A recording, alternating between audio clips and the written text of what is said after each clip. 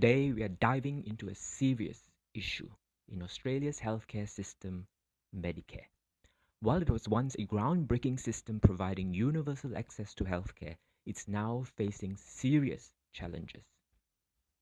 But what's going wrong? And why is Medicare starting to crumble? Let's take a closer look at the real problems and what we can do about them. Before we dive in, if you are new here, don't forget to hit the subscribe button so that you don't miss out on future discussions about Australia's healthcare system and more about health conditions and their real story. And make sure to stick around until the end. There's a key point I'm going to share that ties everything together. Now, let's get into it. The reality. Medicare was built on the idea of accessibility. Accessible healthcare for all Australians. Accessible. But the way it's currently set up is making it harder to maintain that promise. The reality is the system is under strain. It has been under strain for years. Yes, particularly with the rise of bulk billing. Bulk billing was intended to make healthcare affordable for those who need it most, but today it's increasingly becoming difficult for doctors to keep up with the costs involved in providing these services. In simple terms, Medicare is failing to cover increasing costs of healthcare. The government failure to properly fund the system and adjust it to today's need is failing the public, is making harder for doctors to continue bulk billing. Medicare's funding has been stagnant for years while cost of living and healthcare services has been rising. This imbalance means doctors are either forced to charge patients more or reduce the quality of care they provide. The government's role and political games. One of the biggest issues the government's handling of Medicare are bureaucrats and policy makers often shifting blame for Medicare's problems onto doctors. For political gain, they sometimes pit the public.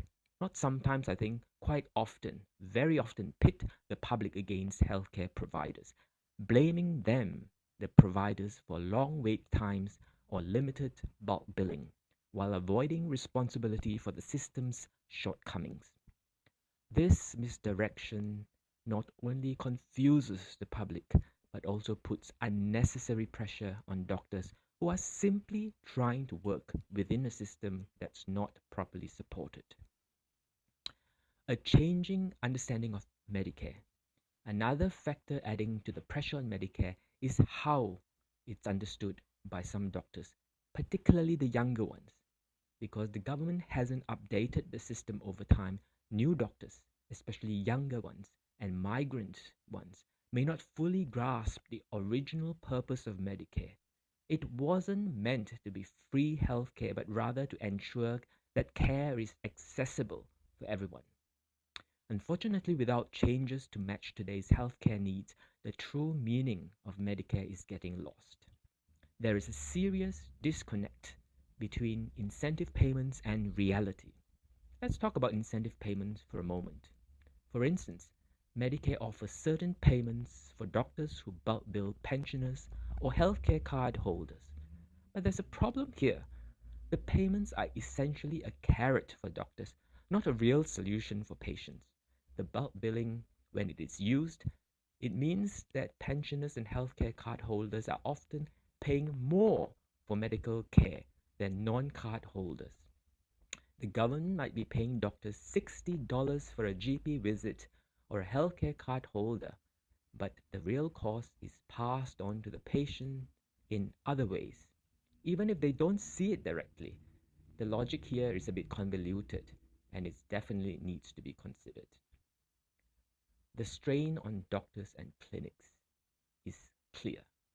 It's not just about the government's funding or incentive payments, it's also about the practical realities of running a medical practice. Doctors face rising costs, but their earnings through bulk billing aren't keeping up. This puts pressure on practices, forcing some doctors to reduce their hours or retire early. Nurses and other clinic staff are also feeling the strain. Their wages, which are tied to national awards, usually rise in line with inflation, but in reality, their work is still undervalued when it comes to the overall funding available in Medicare.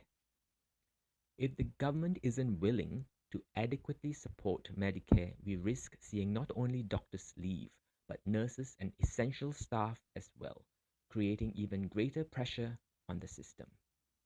Solutions? So, what needs to be done to save Medicare? First, the government needs to acknowledge the real costs of healthcare today and invest more into the system. The funding needs to be updated to reflect rising costs. And secondly, there needs to be a clearer focus on making sure that Medicare is meeting the needs of all Australians, not just a few. This includes reviewing incentive payments and making sure that doctors aren't being forced to choose between financial survival and patient care. Third, there needs to be a long-term plan to modernize the healthcare system, adjusting it for a growing, aging population and keeping up with inflation. In the end, Medicare is a cornerstone of the Australian healthcare, but it is clear that the system is under strain. Without government action, we risk seeing the collapse of a system that has served Australians for decades. We need to take action now to ensure the future generations of Australians continue to have access to affordable, quality healthcare. Now, while this video focuses on Medicare, it is not the only issue facing Australia's healthcare system. In upcoming videos, I will tackle other major problems like NDIS, aged care, and the broader challenges within our healthcare infrastructure. These topics are just as critical and deserve our attention. Stay tuned as we take a deeper dive into these issues. If you found this video helpful, please share it with your friends, family, and colleagues. Although this video does reflect some of my own opinion, I've worked hard to present the facts, avoiding sensationalism and fake news. If you're looking for a balanced, no hype discussion on healthcare and medical issues, let others know where to find it. Let's keep this conversation going.